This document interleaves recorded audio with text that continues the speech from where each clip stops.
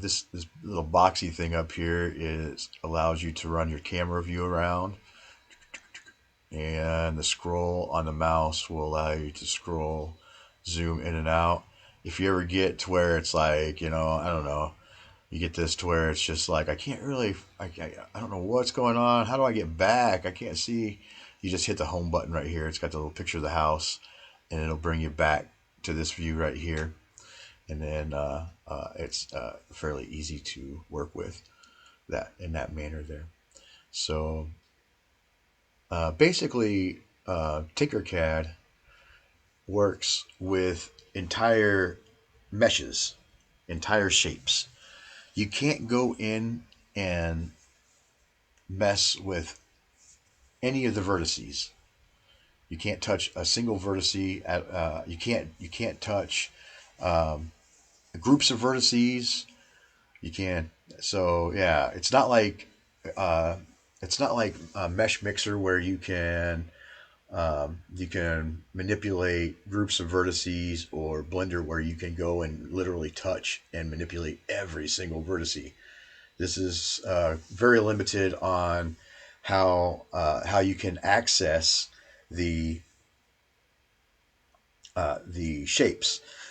So the shapes are what they are, and but it's got quite a big library over here. It says the basic shapes here, but they've got some other things over here. Things that look like vehicles and machines, and structures and scenery, hardware, things for electronics. So there's a variety of things here in this shapes library that could get you going on projects, and to get a variety of different things.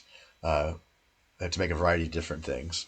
But I find that these very basic shapes wind up and be what I keep going back to here, right here, and this where it says basic shapes, and you blend these together to make more complex things, to modify and make more complex things.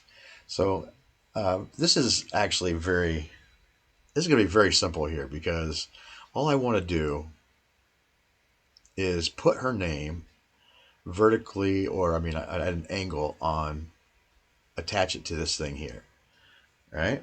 So holding shift makes it scale. Whenever it makes it scale, the object scale. Oops, wrong piece. I grabbed the wrong piece. So you see how I've got her name,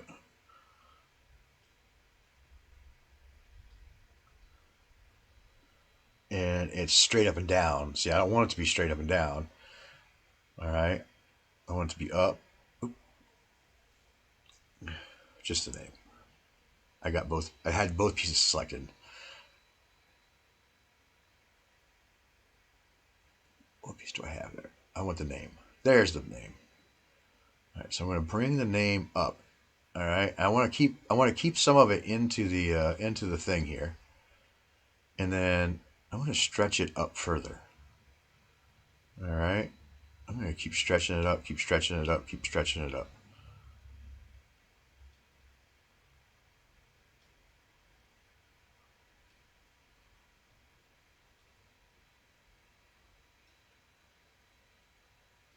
and then I'm going to center it. I'm going to make sure it's all nice and centered. You select both of these things, and then there's this thing that says up here, this shape that says align, and then you can align it to the middle that way and align it to the middle that way. So now I've aligned them both to the middle, and that'll get them centered real easily. And the next thing that I want to do is create an angle for this thing. Actually, I think I want to make it just a little bit taller.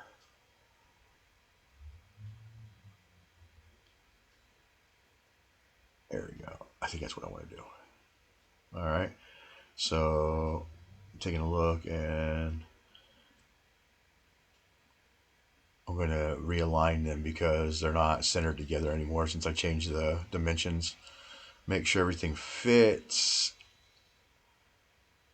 Everything fits. Everything fits Nothing's nothing's just like hanging over. You can't have any overhang because remember this thing has to go up inside the jar to become a snow globe.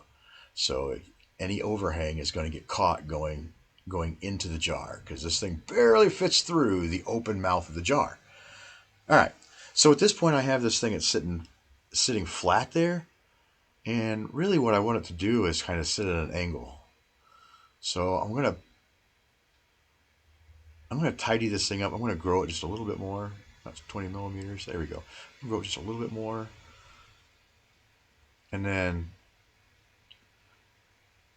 the next thing I want to do is create the the angle. So I'm going to take this square here, and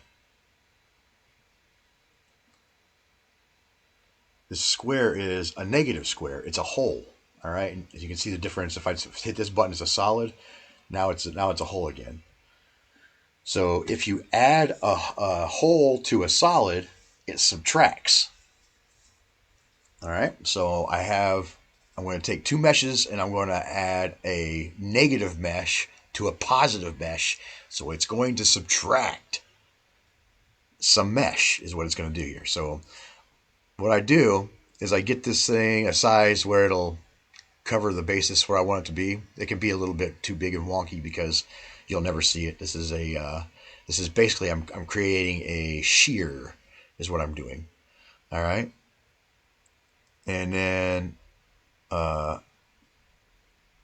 me see. I want it to cut. Oops.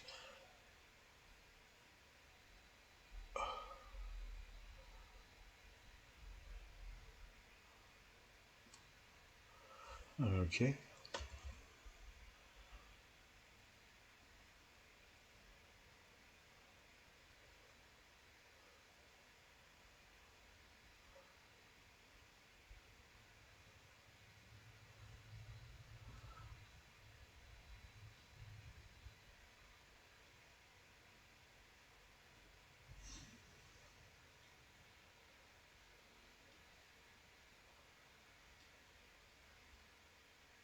I'm debating on if I want that tall or not. Maybe I want to grow the actual podium there a little bit more. Maybe that's what I want to do. Because now that I'm looking at it, I'm seeing what's going to happen here. All right, so I'm going to move this down just a little bit more, and I think that's a good angle there. Now I'm going to combine those two things. Just the name. Oops. See, there's a little bit of. Look at that. I didn't cover everything. You gotta look for artifact. Make sure that you don't leave artifact.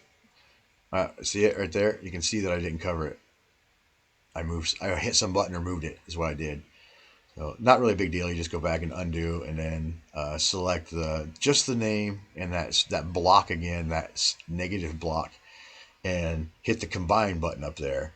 And now you can see that it created this cut on my thing here. And now I can come down and hit the platform. See how I've got the back in the platform, and then I'm going to make that angle happen. All right. So now you can see that because I cut it, there's not a bunch of weirdness coming off of it there.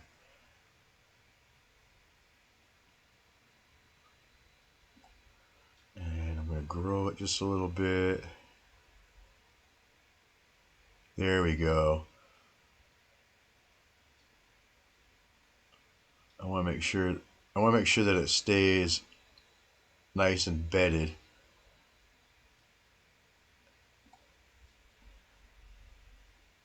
There we go. So that will require no supports, and it will print very nicely. So I should be able to print that and it'll look like a nice little ice cube. All right, so here's those two pieces. I'm going to go ahead and Buying those two pieces now. So now my base and the name are both one piece. And then I'm going to go ahead and raise this up just a little bit more. 50. The total height is 60 centimeters. Maybe I'll put it up to. Maybe I'll put the total height up to 65-ish, 67-ish. There we go. That'll get it way up into the jar. 65 is good. That'll get that name way up into the jar, and that'll be very cool. All right. So now all I got to do is export the STL, and I'm going to put it into my 3D folder. I have a specific folder for the Elegoo files because I've had other machines in there. So I started saving them into their machine specific software. Let's see. This is going to be Alyssa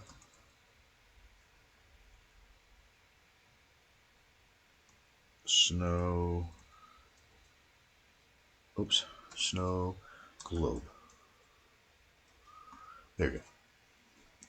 And then I will just save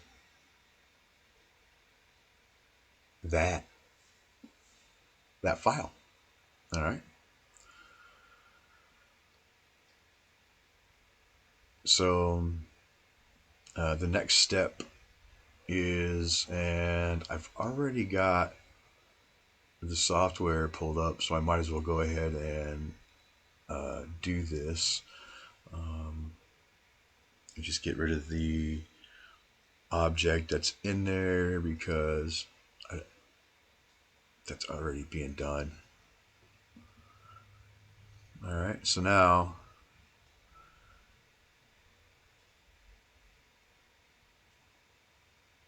I come back in and I gotta go find that file again. Too many folders. There it goes. All right, so now I can drop that file in there.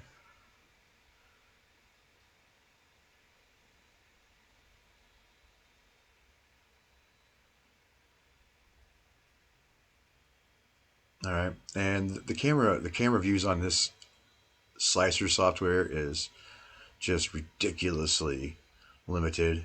You can't really, you can zoom in and out with the scrolly thing on the wheel, the mouse wheel, but I mean, this is literally what you get right here. So, this is kind of what you're going to see right there is that top down thing. I'm going to eliminate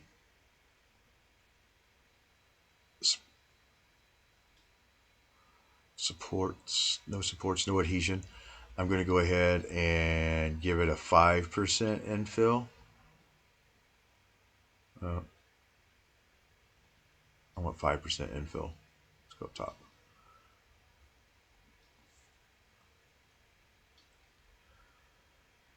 Maybe we'll do 10 because sometimes 5% makes sloppy tops because it's got to make that, it's got to fill that, the line has to create that top. I'll go ahead and leave it 10.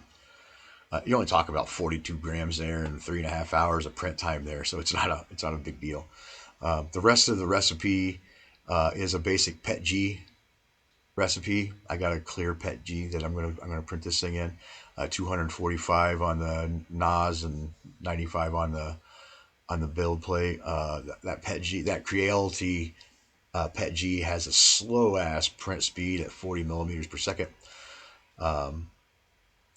And the fan speed is off. You gotta let that stuff cool down all natural. So that is all looking like it's ready for a PETG. Here's the here's the layers it's gonna make.